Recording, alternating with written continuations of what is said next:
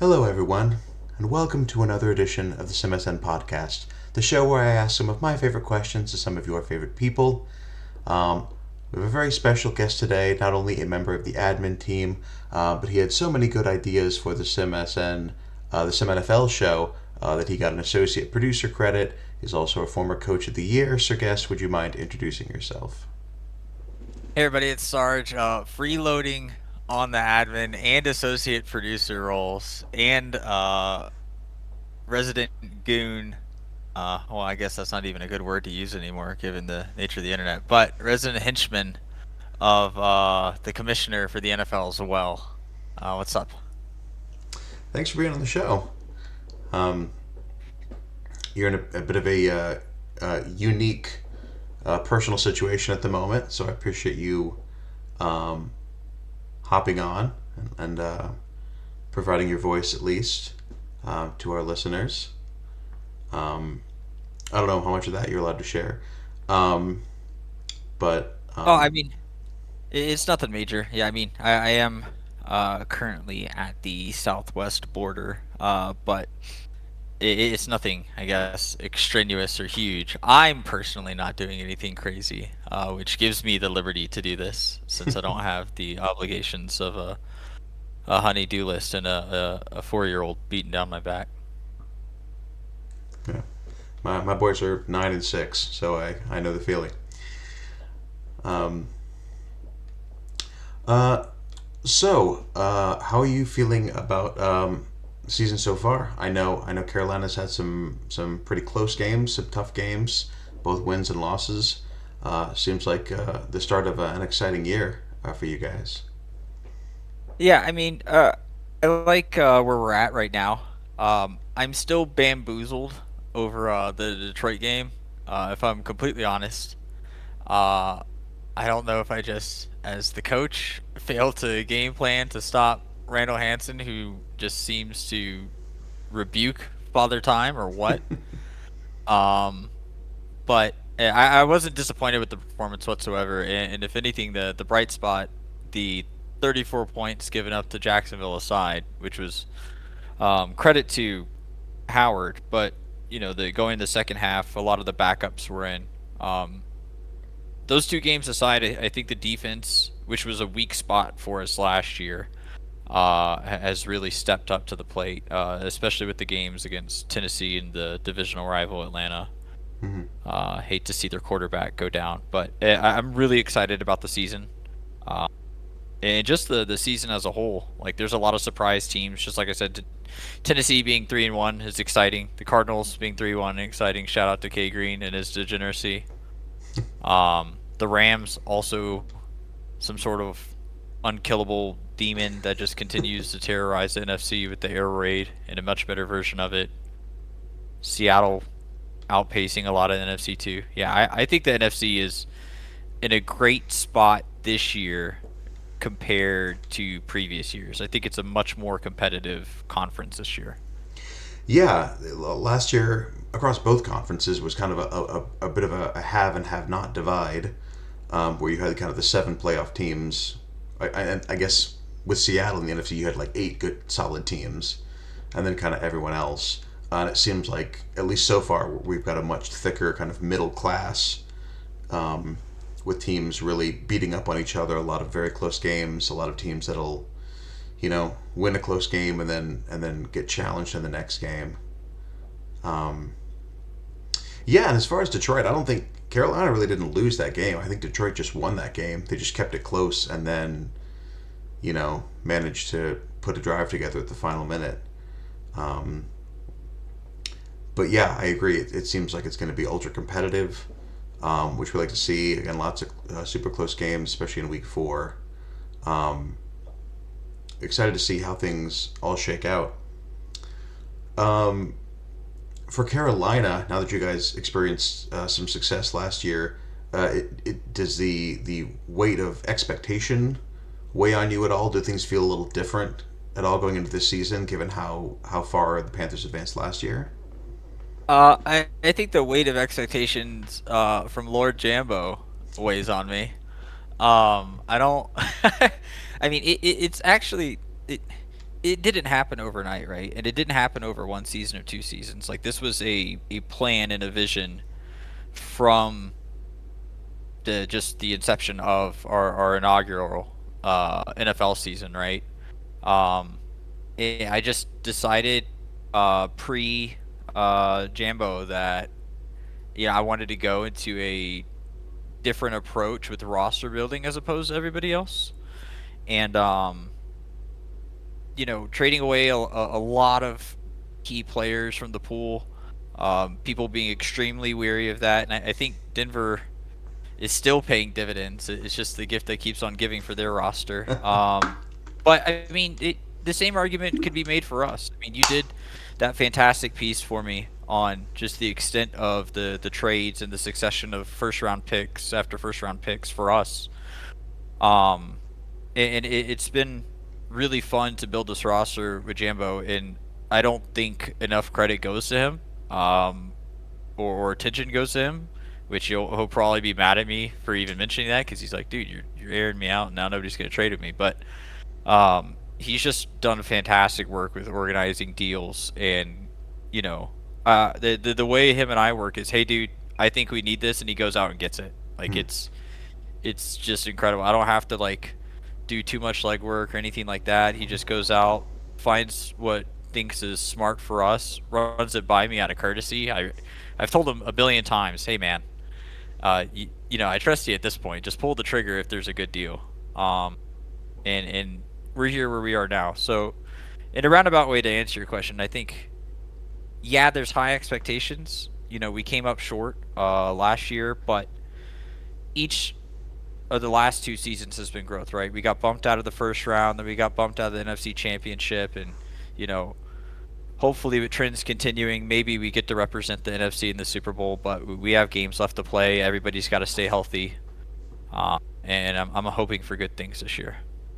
Yeah. Link has looked fantastic so far. Certainly with those 380 plus wide receivers, that definitely helps. Um, but could be looks like another strong campaign for him. And Jambo is definitely gonna get have his work cut out for him as we start getting into the next couple of off seasons. And now it's his job to figure out how to keep this core intact and keep everybody paid. I know Link, I think, took a pretty team friendly deal, so that should help you. But I know there's some more big names coming up too.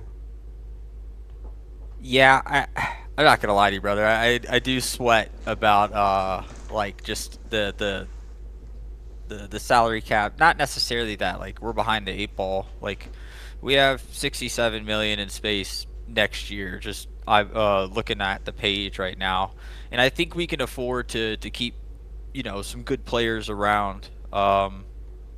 I think one of our biggest question marks is going to be Caleb Suarez. Hmm. He'll be coming up. We'll probably option him. Um, Same thing with Don Scott. He's going to have to get paid. Um, Caruso is, I think, still one of the biggest contracts in the sim at 20 mil a year. Um, so, if we do re-sign him, the money's gonna be forked up for that because he's still a premier offensive line piece, being able to play guard and tackle. Uh, but the benefit of it is we have a lot of young dudes. The roster is extremely young. I think even with the people we've brought in, the players we've brought in, we still have one of the youngest rosters in the league. Um, and I think that's a huge benefit, at least to replenish talent with the draft picks that we made. Just to shore up those gaps prematurely, right? Like, Hmm. hey, I have 380 wideout or 380 overall wideouts right now, but we still got Marco Thompson in the wings, still developing and stuff. Same thing with offensive line pieces. We still have guys that are in the low to mid 70s that, hey, push comes to shove and we have to make a tough decision. We got guys that can backfill to stay competitive for a little bit longer. Yeah, and that's another thing I think that teams are going to have to start looking for, whether it's due to injury or contract or just making decisions in development. Who do you develop? That we're going to see it's not just about the starters anymore. It's going to be about the rooms and the whole rosters and getting everyone involved, getting everyone time, and developing your talent. I guess unless you're Denver or Washington, and you can just keep swapping in new veterans via trade every couple of years. It, and I mean, I don't personally knock them for that whatsoever. I Mm. mean, we're people have been critical of those two organizations for like the last 2 3 seasons, but I mean, I think you're starting to see the effects now with Denver trying to shop around. What's his name at running back? I can't even Khan at Mm-hmm. running back over and over. Um, but I mean, it's all different strategies, right? In like I said, I think in one of the earlier posts, I applauded Kansas City for them making bold moves and really reconstructing their roster, not necessarily reconstructing, but almost salvaging a roster that was kind of downtrodden, right? And putting up competitive football games. I mean, um, it, there's just a lot of teams with a lot of different strategies, and I think teams got to be patient. And I know that's easy for me to say, kind of sitting in the rooftops at the moment, but like Carolina won like two football games their Mm. first year, right? I mean, Dallas is a good example of them extending their window. I still think they're going to be a playoff team and surprise some people even after moving on from Jesse Knoll. And I think the biggest kicker, if I may, is these rookie quarterbacks. This particular class, I personally feel like looks a lot better Mm. than previous rookie classes, and I think people are also starting to see their quarterback projects uh, starting to develop, and I think there's going to be it's going to be really tough to like have a divide of like who's an elite quarterback because soon you're just going to have dudes out there left and right that are like in the mid 80s, Mm-hmm. low 90s, just dealing everywhere. Matt Howard's a great example of that. Link's a great example of that. Padilla, no, Padilla, not so much, but Jerome Morrison is Mm. a young dude, right? I think people don't talk about enough Jerome Morrison and how young of a quarterback he is, Yeah. and he's an 81 overall. So I think as teams start to draft around these quarterback pieces, right? Because I think, if I'm not mistaken, I tried a link out there when he was, I don't know, a 62 or something Mm. like that, if I'm not mistaken, Mm-hmm. and went through the growing pains. Like, you just got to suck it up and then eventually surround that quarterback with as many pieces as possible. And I think a good philosophy or approach is like give him weapons while he's young, so it raises his floor, and then as he gets older, he raises the floor of worse players, and you might not need to shell out for 380 wideouts. You might not need to do that once his floor is a little bit higher, because I think a good example of that being Avila, right?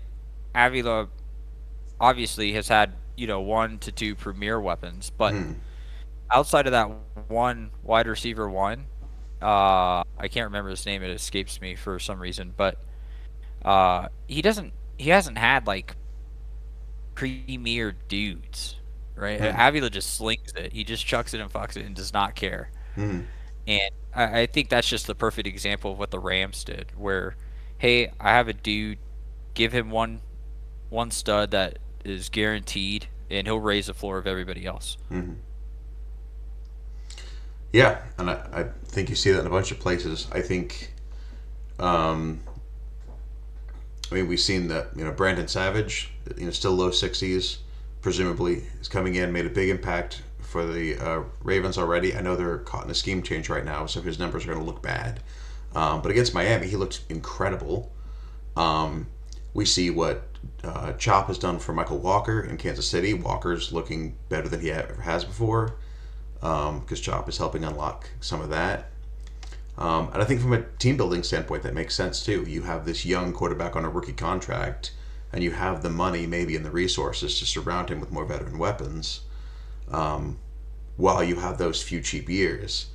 Because then, if he succeeds and improves, it's not going to be as cheap in the future. But maybe you can, as you said, kind of flip the script at that point. Um, but that's another one that's coming up is rookie quarterbacks. Well, obviously, we saw that with Link being the premier example. And I don't think the 23 class was particularly strong. But pretty soon, as guys like Landrum and then eventually Romero and Savage come off rookie deals after strong performances, we're going to see probably see some big paydays in there too. Although I wanted to go back to something you mentioned, Don Scott, which that's another one. I think Scott and Romick Phelps from Green Bay, um, two fantastic tight ends that I think are gonna probably reset the market for their position because those guys are already up there in terms of both overall and production among the best in the league, and they're what, like 26, finishing their rookie Yeah, deals. So yeah. I mean, Ramik Phelps is a manimal, but Don Scott, I have failed him miserably. Like outside of I want to say maybe his first year where I was force feeding him the ball.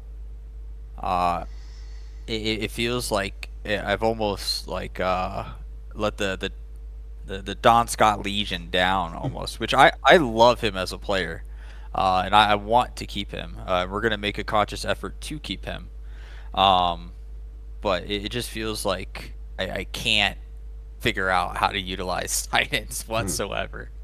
But I mean, it's a good problem to have, mm, to have options, but yeah, Ramik Phelps is going to command wide receiver money, and it's yeah, going to be embarrassing.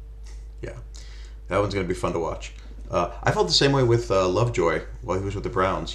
We got him as a second year pool player, A plus potential, and he quickly went to 71, and then in a couple years to 81. And I felt like whether it was my bad play calling before LLB came on board, or if it was um, quarterback play not getting us there. But yeah, I always felt like he should be just an incredible weapon, a wide receiver one, and was never able to have a statistical impact or a gameplay impact the way I thought he should. And that's another thing that becomes very interesting, both from a in universe, from a GM standpoint, but also as a a builder, as a game maker standpoint, is when you have these big divorces between overall and performance. Um, what does that look like, and how do you try to design around that? Like Christian Sinnock is a young quarterback, high overall, last year of his contract. So that's, you're talking big expectations, and then he's so far this year he's thrown like one touchdown and 8 interceptions. Um, so I don't have an answer, but you say, realistically, a guy who has that kind of season wouldn't go in expecting starter quarterback money, um, but he's got a high overall for it, so that's probably where he's going to be set. So that's going to put Minnesota maybe in a tough spot if he doesn't turn things around later this season. Yeah, and I mean it's tough, right? I think there is a distinct disparity. Like it's not as linear as we would like it to be, as like the NFL is, I suppose, where you can kind of gradually see by the numbers, like just purely from a touchdown to interception ratio, elite passers working down the list, right? Like Mm-hmm. you starting with your dudes that are throwing, 35, 40 touchdowns in real life NFL, to like 10 picks. Whereas in our sim, like you're seeing dudes throw like maybe the top 3, top 4 passers throw 40, 50 touchdowns. And then like the fourth place guy is throwing 20 touchdowns and 30 picks. Mm-hmm. Like there's a distinct cutoff. Some of it might be game planning. I don't think so. Like I just think I think there's a multitude of things. It was kind of funny. Um, I don't know how off meta we're getting with the conversation, but mentioning to people I mentioned to people the one of the original dev diaries back at the start of the sim where uh, archetypes have bonuses towards specific routes, Mm-hmm. malices to specific routes, and stuff like that. And Alex my memory of Alex being like, "Wait, what?" As in like he had forgotten about it, and like several people chiming in, like, "Dude, I didn't know this was like a thing." Mm, I was like, "Yeah, man, it's been in the Simpsons day one. You know, speed receivers benefit on the deep ball, pocket passers benefit on the deep ball. That's what made air raid strong early.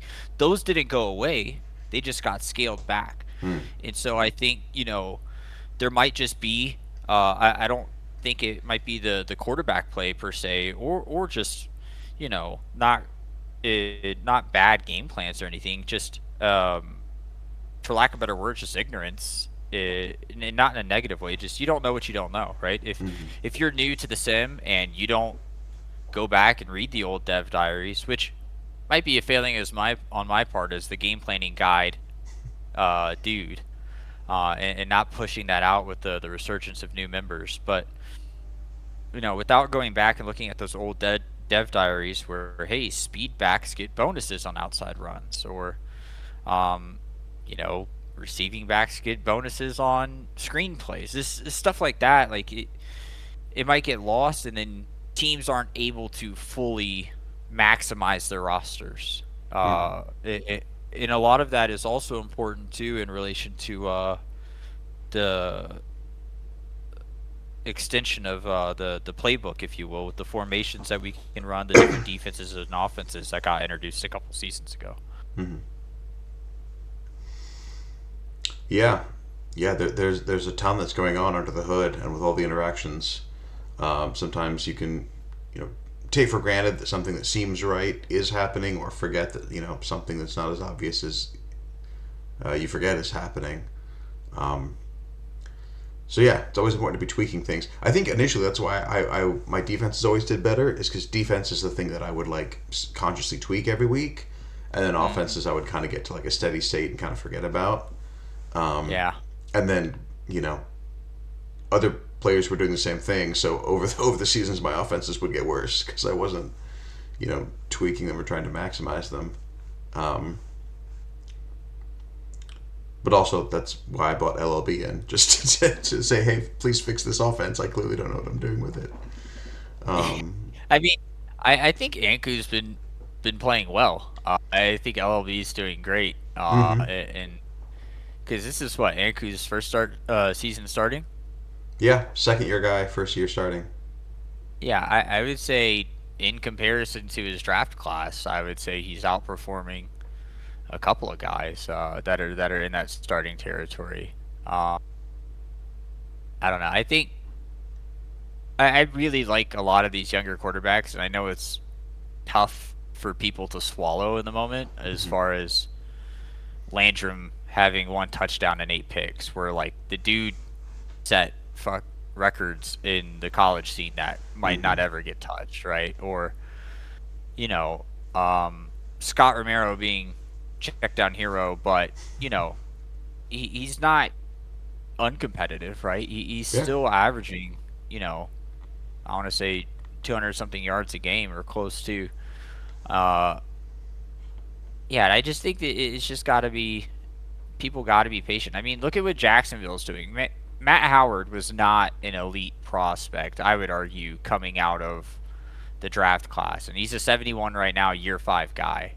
Mm-hmm. Uh, Comparably, Link is in that same class, right? But Matt Howard's still lighting up people for buckets of points, Yeah. and I think if people are just patient, and this isn't just, I'm not trying to just steer it as a quarterback only topic, but if people are just patient with those dudes that they draft, and I can't stress enough getting them actual starter snaps, Mm-hmm. um, because that's the difference between college, where I can redshirt a dude and he gets a full season of starter snaps for him just riding the pine. In the NFL, I don't have that luxury. If I have a dude that is higher overall, he's getting playing time and he will be starting. So people just being patient with their draft classes and give it 2 to 3 years, I think the entire NFL standings will flip come like 2028. I don't think we will be seeing the same regular teams. I would almost put my mid month on it. Yeah. Well, that was one of my hot take or predictions at the start of this year. is how much is that fewer than half of the division champions would repeat, because it always seems so obvious on paper that, oh yeah, the teams that were good last year are going to be good this year. Maybe you got a couple of big trades, a couple of big free agent acquisitions, but it's easy to assume kind of a steady state, and it really isn't. Again, with the number of players that do change hands and people getting more uh, comfortable with the tools and the levers they have at their disposal, we are seeing a lot of stuff get mixed up. Um, so yeah, I'm on board. Play your guys, tweak your system, build around them, and see what happens. You know who's a I would say a fantastic example of really maximizing scheme fit is the Chargers. Hmm. I felt like the Chargers, and I don't mean this disrespectfully, Dean. The Chargers exceeded my expectations last year by so much, given like just the roster on paper, right? Like the roster on paper and how they're able to win football games and be competitive football games. Just being adamant about, hey, I want every dude in the system to be a scheme fit. And I think that is a very underappreciated um, bonus, I suppose, to your team's performance, right? Like, I guess just theorizing, if I start a bunch of dudes that are replacement level, and they're all scheme fits, in comparison to just having 2 to 3 playmakers that are scheme fits in one scheme, but they're all, above average guys. I would probably put my money on the team that has the majority of their roster is scheme fit to win that football game. Hmm. Yeah, you start stacking up all those boosts, and you're getting that boost multiple times every play. Between pass rushers, tacklers, pass defense. Yeah, it adds up. Do you think, in terms of schemes, particularly on the defensive side, we've seen some people breaking down the really popular defensive schemes, and how, for example, two gap is really popular, even though it's weak against the two most common offensive schemes, at least in college. Do you think we're going to see a bit more um, meta work go into people when they're rebuilding teams and building them around schemes that are maybe less popular or yet less used, or that can specifically counter specific offenses? So I'll say that Carolina's roster construction was done with intention defensively to counter the top NFC teams, Hmm. right? Like if we know that we're trying to make a playoff push, we made a conscious effort to have elite secondary because all the top NFC teams are just slinging the ball all over the yard, right? Mm-hmm. And the same thing, keeping that in mind with the top teams in the AFC, right? Like Matt uh, Matt Howard slinging the ball all over the place, Hammond slinging the ball all over the place, Peter London when he's not throwing 8 interceptions in a game, slinging the ball all over the place. Um, and so I don't I would love to see this information on two gap or just defensive schemes in general because I feel like I am a better defensive coach Hmm. than I am an offensive coach. Um, and I don't know. I've been having a hard time, I guess, game planning defensively since they created the Sarge rule, and I can't blitz every play. Uh, but now that I can't generate 32 sacks on Brandon Savage or anything, I've been kind of alone and afraid on the defensive game planning front because I think two gap is good, and I think the meta building is good, but uh, I would also caution that like okay, two gap might be good now, but l- you know you build your defense around that, and it's like oh hey, teams are kind of shifting their offensive focus, their offensive philosophy, right? Yeah, I don't know. Field generals are randomly the flavor of the day, or the flavor of the last two drafts, right? Um, and now people are running, I don't know, freaking power runs or West Coast or run and shoot. So I just think it'll flip flop. I mean, two gap might be the it thing right now. I mean I know we still run spread stopper. Mm. Um, just because once again, I want my defense to line up against the best teams that I am anticipating in the playoffs, and I'll take my risks against teams that might be a power run team like the Titans, right? Like I'll take that gamble and play a defense that will, I think, has a malice against power run, if I'm not mistaken. Mm. Um, Only because that's where I see our roster at. And the inverse could be said for those teams that are running two gap or whatever, right? Yeah. Hey, I want our games to be a lot more competitive across the board. So what's going to be the common denominator that gets me the most success out of every scheduled opponent? I don't disagree with that. For us though, I need my corners playing man and getting in people's faces. Mm. Yeah. I'm interested because, especially if you look at the difference between college and pro in terms of pro via trades and free agency, maybe being able to turn a roster around faster, and also having fewer teams that you play and a set pattern. So yeah, I'm interested to watch in the pros if we see um, teams moving around in that way, or doing more of say, what teams am I playing twice a year, and how do I respond to that? Um, I think if it was Sage maybe that put that together with the defensive schemes, but was saying that yeah, the two gap was surprisingly popular as a scheme, Yeah. even though it was weak against offensive schemes, and that the two spread stoppers were surprisingly unpopular given what they were strong and weak against. Yeah.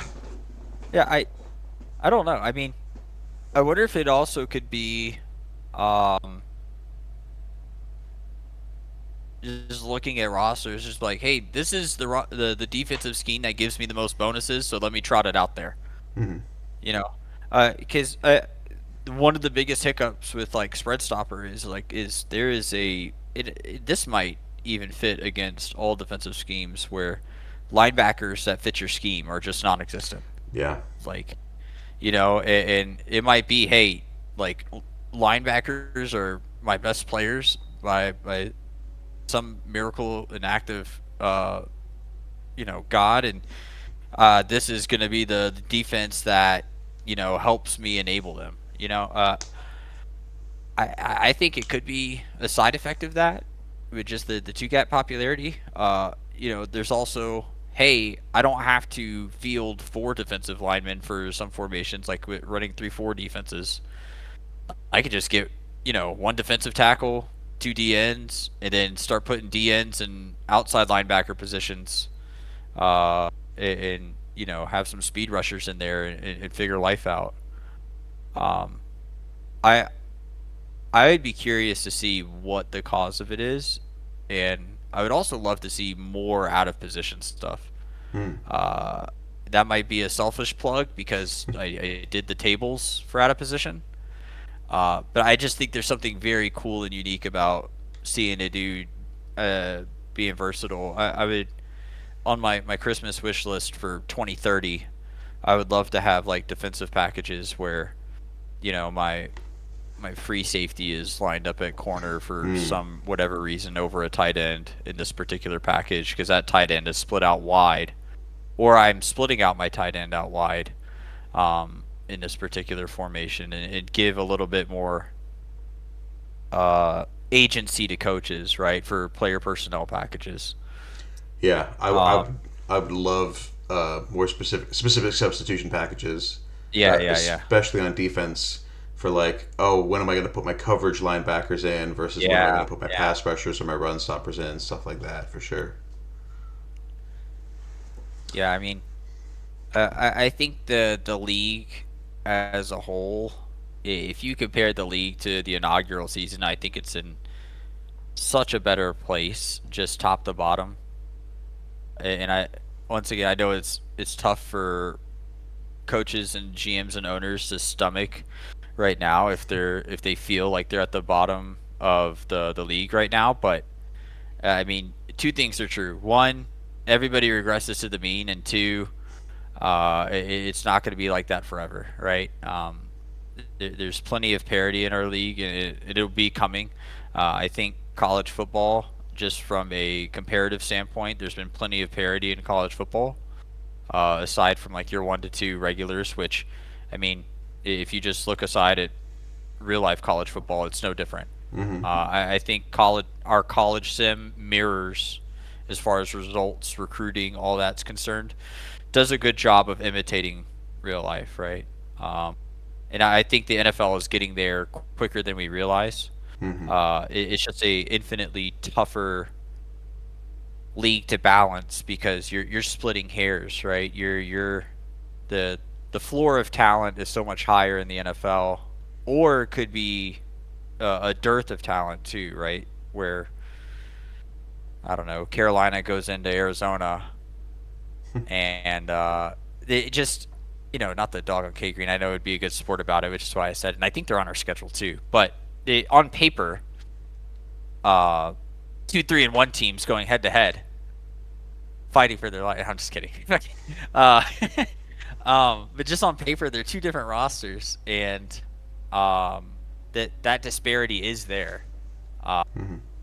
and so that's hard to balance too, right? How do I balance and effectively demonstrate that hey, this roster is worse than this roster, but also keep it enough engaging to where like, all right, hey, dude, another year of Landrum, and I'm throwing nukes all over this football field, and the NFC South will cry.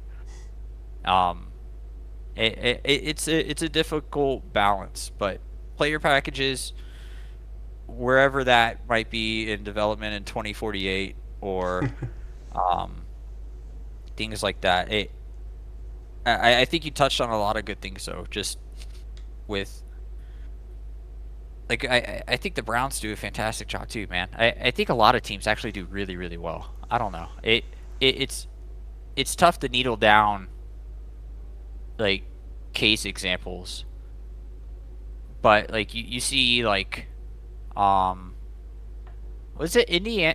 Was it the Colts that came out of nowhere last year and kind of Yeah, shocked the league? I had never been I to the want to playoffs say. before, and then they won the West or won the South.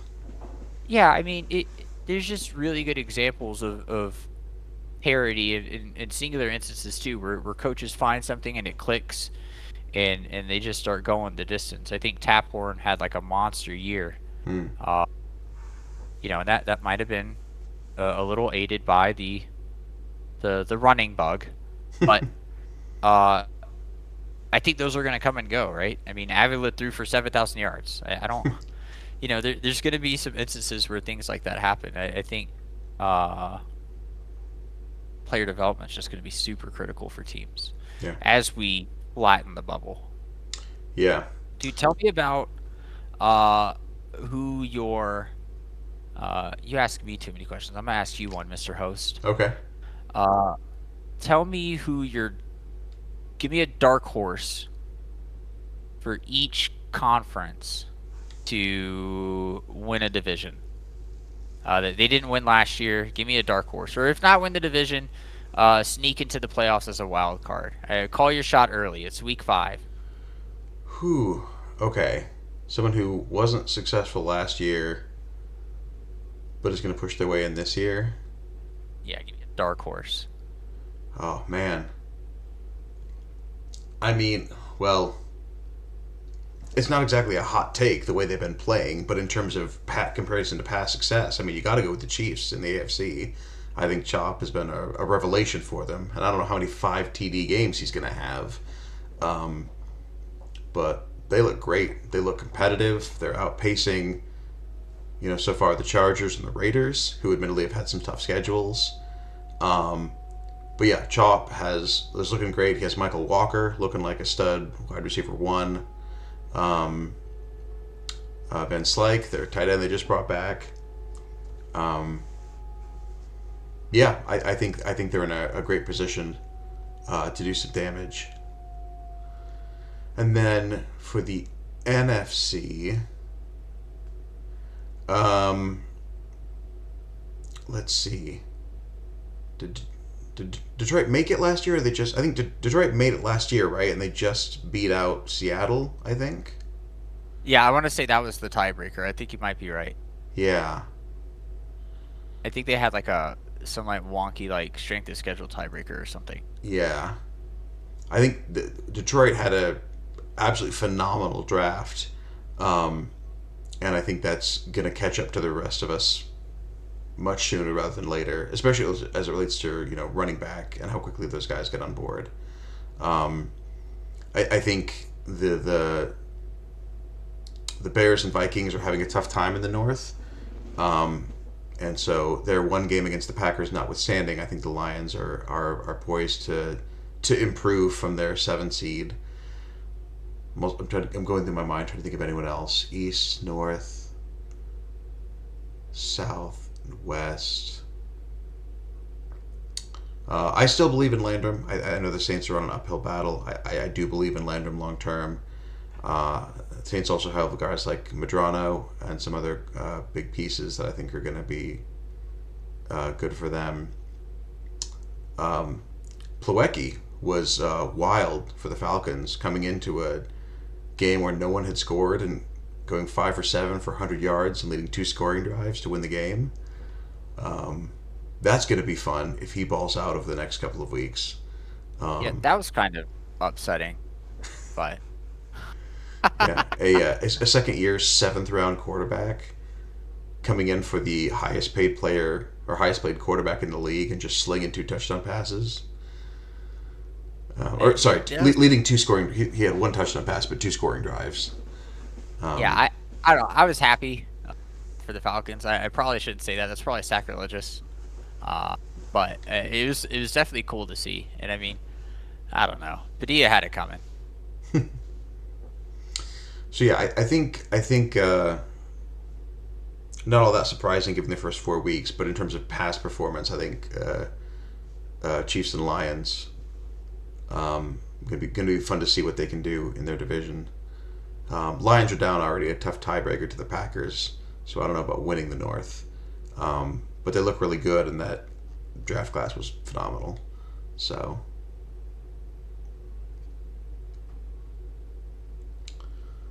let's see. Had another question. Oh, I remember something else that came up.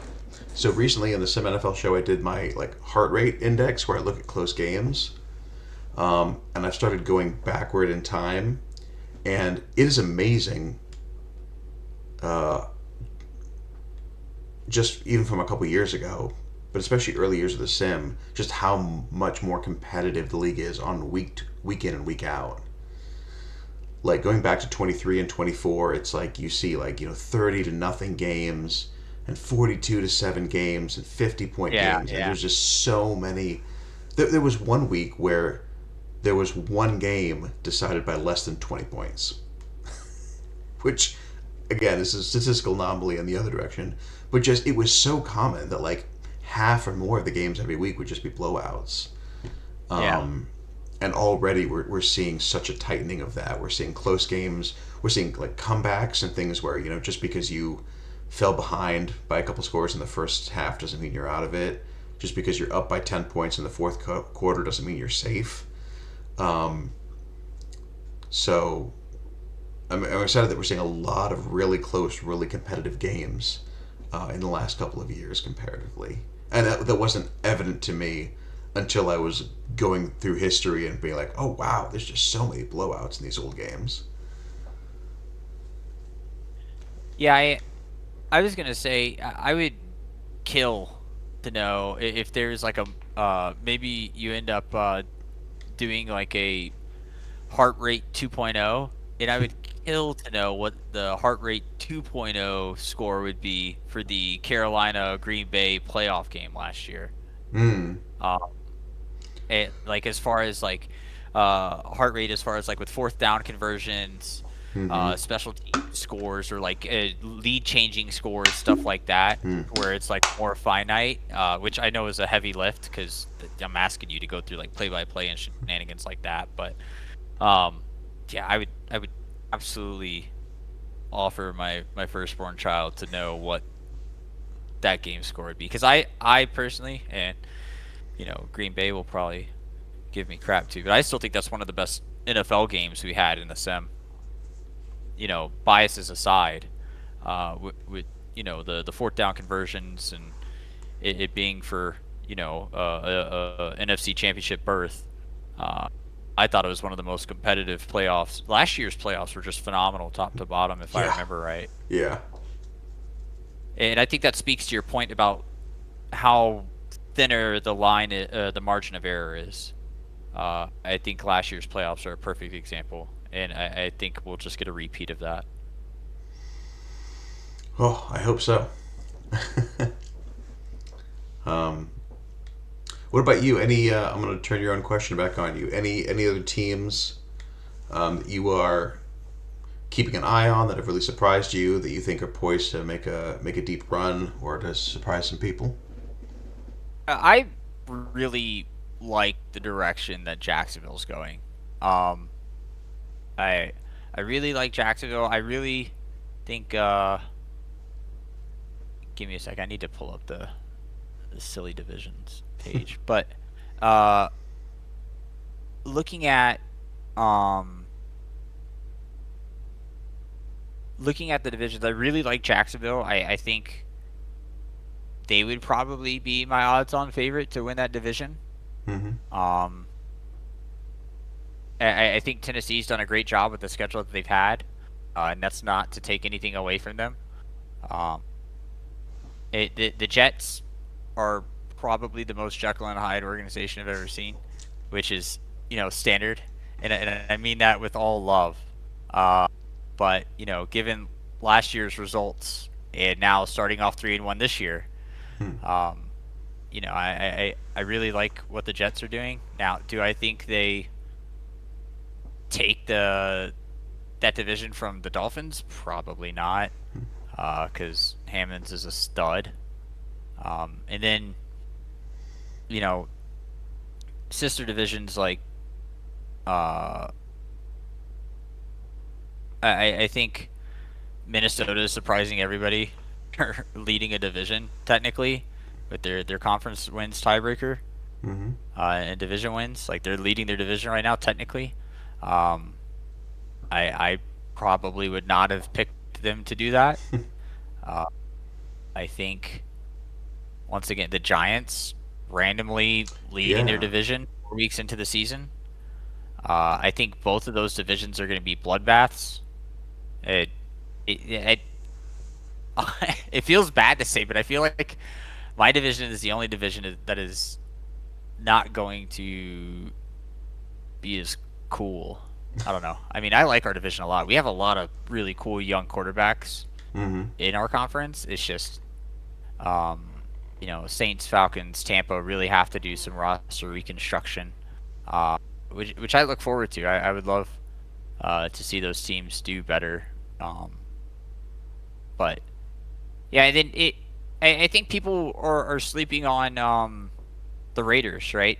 I don't think the Raiders have had an uncompetitive game Mm.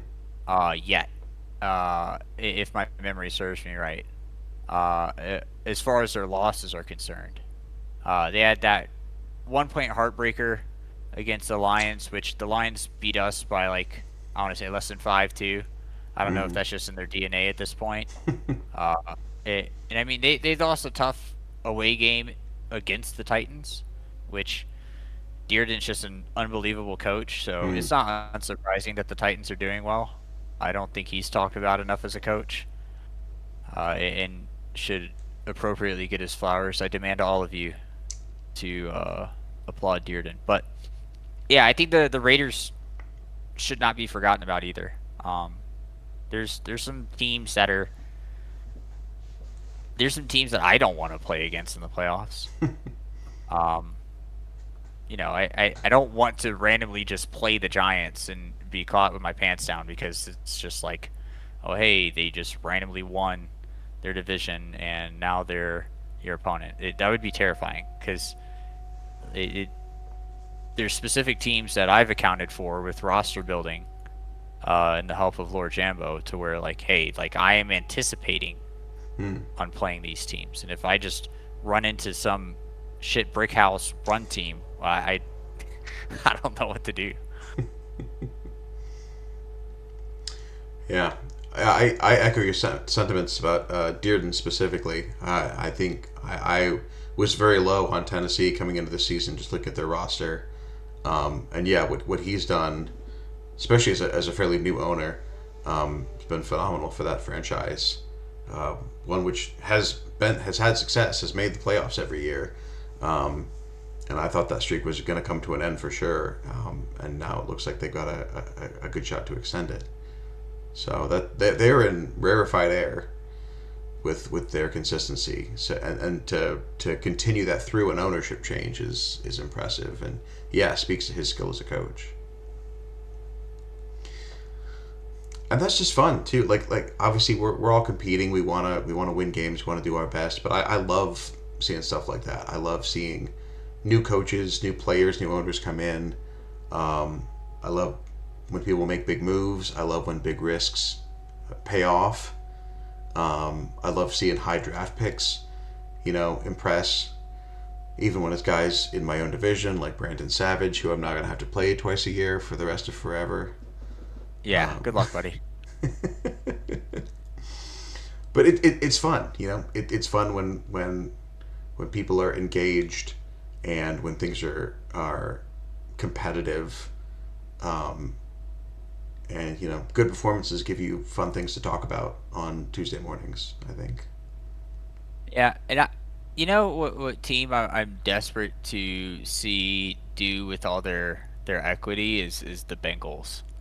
Mm. They were in a precarious position uh, as far as their cap's concerned, uh, and they quite literally fire sailed.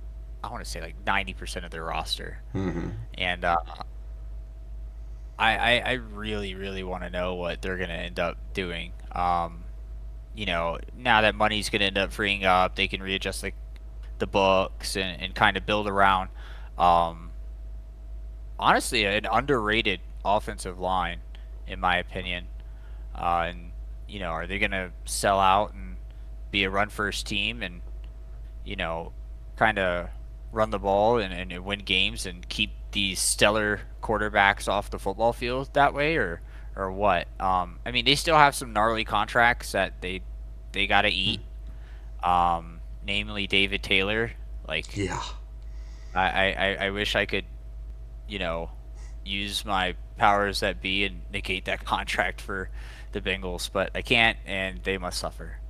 But uh, outside of that, they're really in the clear with the rest of their roster, and I'm that's the storyline that I'm looking forward to watching over the next 2 to 3 seasons is to see what Azako does with that roster. Because as much as he downplays himself, he's not as dumb as he comes off. It likes to project himself. The dude built an entire pseudo sports betting website spread generator thing. And if he can do that, then he can turn around the damn Bengals. I mean, the maths. I don't know what else there is to say, but he claims his coach of the year was a fluke. I violently disagree.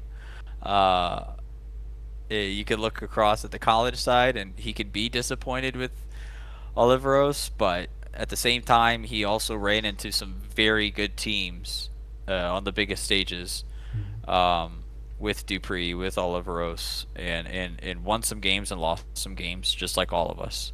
Yeah. And I think the Bengals are going to be a fun story. Not that you're looking forward to them turning around. No. I'm sure you want them to be winless for as long as humanly possible. Uh, the same thing with Baltimore, but you know that division's going to be fun just because you're going to get to see a lot of young players from um, the Bengals and Ravens see the field a lot, which I don't think we do get to see enough in the NFL. Mm-hmm. Seeing some young talent get on the field, um, and then the Browns and Steelers just continuing to butt heads like two brothers. Like it's kind of funny how almost real life rivalries kind of trickle down into our sim. Because I really think the Browns and Steelers, correct me if I'm wrong, have been going at it for like the last 3 years as kind of like the team to beat outside of that one Ravens year. Yeah, yeah. The Steelers were top seed in the AFC one season in 2023, and then the Browns made it back to the playoffs a couple years. Um, so yeah, yeah, it's been fun to watch. Oh, and the Browns had a close, heartbreaking playoff loss to Denver, so that tracks too. Oh man, art imitates life, right? I guess. Uh, yeah. And then one other. I know if our podcast has probably gone on for a billion hours by now, but the only thing I do want to note and that I feel like we haven't touched on was um, Cowboys and Eagles. I feel like are trending up, which is weird to say about the Cowboys trending up, but I think a Mm, lot of people had an expectation for them to take a colossal step back with the quarterback change, mm-hmm. uh, and that does not seem to be happening for whatever reason. I don't know if it's just because the creator of the sim runs the Cowboys and we all have to pay a tax, and I'm here for it. Um, you know, I'm excited for the Texans. I think they're gradually figuring some things out. Um, I'm excited to see how much more emphasis and roster changes or emphasis they're going to put on kind of rebuilding that roster if they are going to be maybe buyers. Mm, I would imagine an interesting thing that I can't wait for the trade deadline because I want to see if the teams that are kind of on those bottom rungs, right? I feel like the sell off already happened. hmm, Anybody that was going to sell off at the trade deadline this year already did it in the offseason. I'm interested to see if those same teams that sold use any of that equity on teams that thought they were going to be competing for playoff spots, and hmm. turns out they're not. Whether it be due to injury, hey, look, like we tried to make a final push. Now we got to start making some cap casualties. Let's see if we can move a guy and see if those teams that are, you know, kind of building for the future end up buyers, whereas typically we traditionally we've seen our playoff teams just like real life being buyers, right? Buying up the good guys with draft equity and just going all in. I personally think it everybody did all of that already. I would love to see what Buffalo and the Patriots do come trade deadline to shore up their roster around their pieces. I would love to see what the Colts do and the Texans do. The Bears. The Bears. I think